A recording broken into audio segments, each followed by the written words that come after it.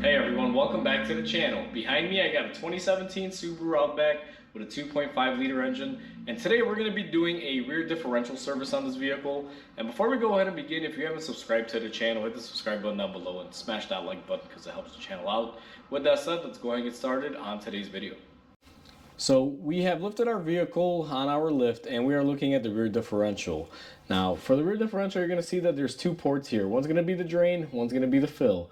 These are going to be a Allen head style. It's a Allen 10 millimeter or 10 size, however you're supposed to refer to them. I'm not exactly too sure, but it's going to be relatively easy. You're going to need a 3/8 ratchet if your Allen is a 3/8 and an extension, because this tall one here, or the top one, it's kind of difficult to get to with the ratchet with my tool, so it'll vary on what you have. But the first and foremost thing that you always want to do is go ahead and crack your top fill port loose.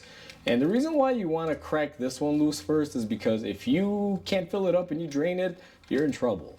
Now, one trick on these is always to make sure that your Allen is fully inserted before you crack it loose, so you don't wind up stripping it. Now, ours pretty much loosened up there, and we are going to go ahead and try to take this off. Now, once you crack them loose, they should come off fairly easy by hand. Now, this one even had a little bit of pressure in it, which I'm a little suspect, because that means our vent may not be venting correctly, so that's something we have to look into. Now, our top fill port does have a gasket here. You want to take off your old one, always replace these. So we're just going to go ahead and pop that off. We have new replacements. Your top bolt or drain plug, whatever you want to call it, fill port, as you can see, it's not magnetized. You want to pay attention to this because normally the bottom one will have a magnet on it. Now, I'm going to clean mine up and replace the gasket off camera. If you don't have a gasket, you can reuse the old one if it's in good shape if you want, although I wouldn't suggest it. I always replace them when I open them up. So now what I'm going to do is take my ratchet and put it on my drain port here. Same method, make sure it's fully in there, and go ahead and crack it loose. Now once it cracks loose, it's pretty easy going, and what I like to do is go ahead and start moving this out of the way. Now I'm going to be quick with this because it's going to come gushing at you, so have your drain pan ready. And just like that, we have our rear diff oil. Now, I'm not exactly sure if this has been serviced. This vehicle is, newer to this owner. They've never done it, so, has about 50,000 miles on it. Judging by the looks of the fluid, more than likely, no one has probably done the service on this car, which most places recommend every 30,000 miles on Subaru. Now, our drain plug, if we look at it, it's gonna look the same but be a little different. You'll notice it has a magnet right on top of here, and there's gonna be some debris.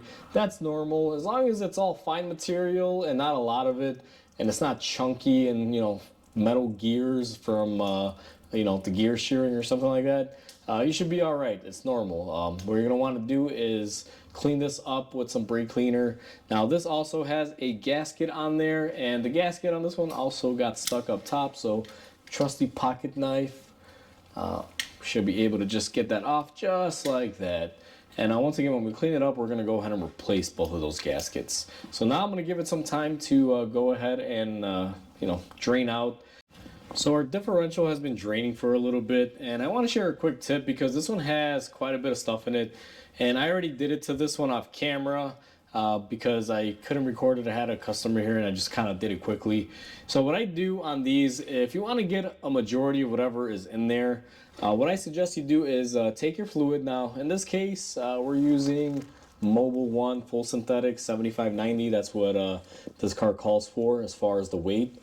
And you're going to stick your fill port in there. Now this is my setup. I'll explain it in the next clip how I make this little setup for filling it up. And you're going to want to squirt a little bit in there. And when you squirt a little bit in there, you will notice that it'll help get anything out that may be stuck at the bottom. As you see, I squirted a little bit because I already did this, but I wanted to at least demonstrate it for everyone out there.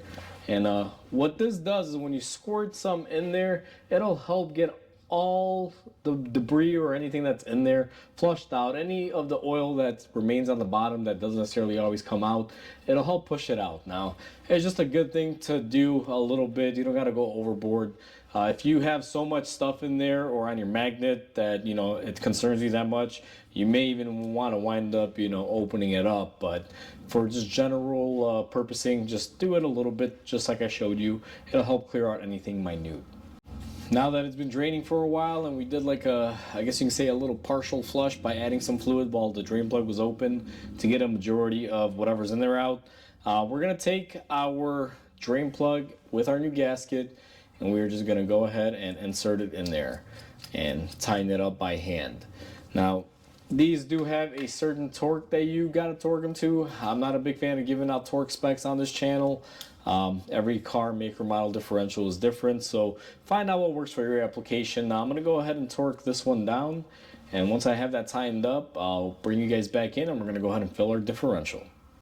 So just to share my setup on how I'm going to be filling up this differential, now I have pumps and specialty things that I could use to fill it up that are way easier than this method, but if you're doing this at home and you don't have all the tools like I do, I at least want to show you a method or something that will work. So what we have is our fresh bottle of Mobil 1 75/90 weight, full synthetic. That's what's recommended for our vehicle, at least a 75/90. The Mobil stuff is just what I prefer to use.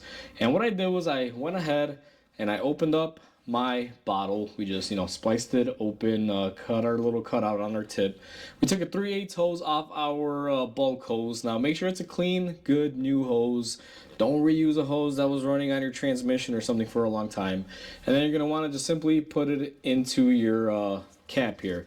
Now try to drive it in as far as you can. You can put a zip tie on here to help keep it in place, but the trick with this is if you squeeze this too hard, it will pop out of here.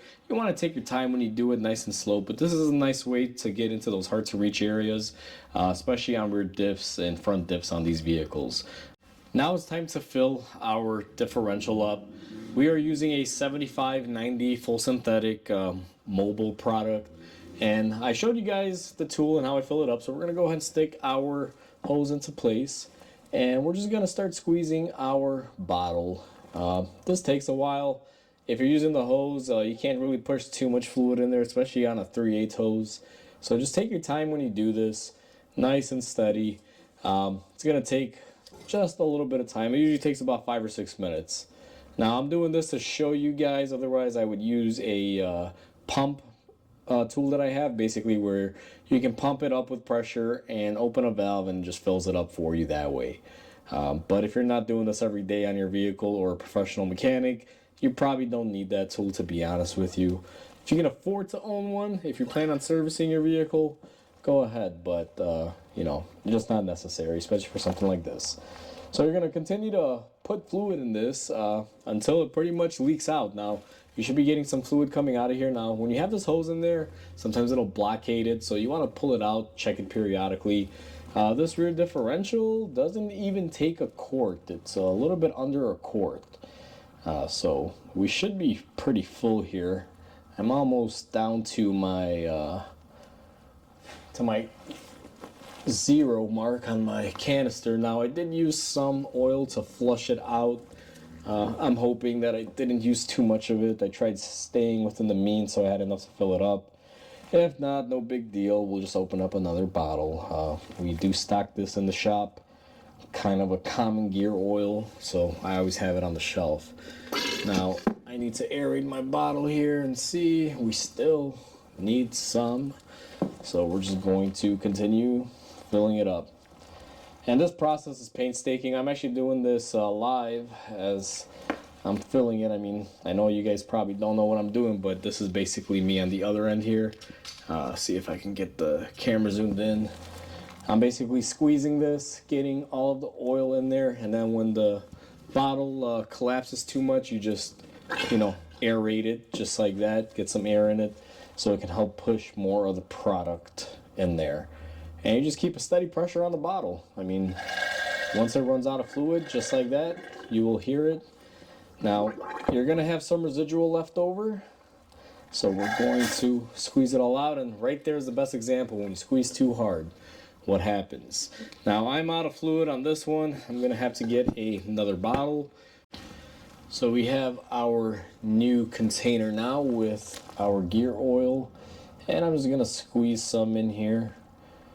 And When you have the tube, like I mentioned earlier, you always want to pay attention, pull it out from time to time, because you may wind up overfilling it too much. Now, ours, I believe, is almost there. You can actually see it running out. I'm just gonna squeeze a little bit more in here, but I'm pretty sure we are full right there. So right when you see it running and dripping out, you are pretty much full. Now I'm glad I didn't overfill it, because you can see it's running out nice and slow. Right about here, you'll see it trickling down. So once we achieve that, we're gonna go ahead and put our fill plug in. Now if you do fill it quite a bit and it's gushing out of there, you want to let it dissipate. Let it come down to kind of where ours was at. There was just a little bit of trickling, and that'll indicate that it's full. And then what we're gonna do is go ahead and snug this up, and I'm gonna go ahead and tighten and torque everything down. Now that everything is nice and tight, what I'm gonna do is just take my brake cleaner, clean up my area. You definitely don't wanna, leave that gear oil on there. Gear oil does not wash off. It'll just kind of stay there and stain, make it look like it's been leaking. So be very mindful of that. But once you clean it up, you're pretty much all done with your rear diff service on your Subaru. So that's how easy it is to do a differential service on the rear of these Subaru vehicles. It's quite simple. It shouldn't take you too long. Just key takeaway is make sure you have new gaskets for your drain and fill ports. Aside from that, it's pretty straightforward. So hopefully everyone enjoyed this video. Please comment, like, and subscribe, because it definitely helps the channel grow. I hope everyone has a wonderful day, and I'll catch you on the next video.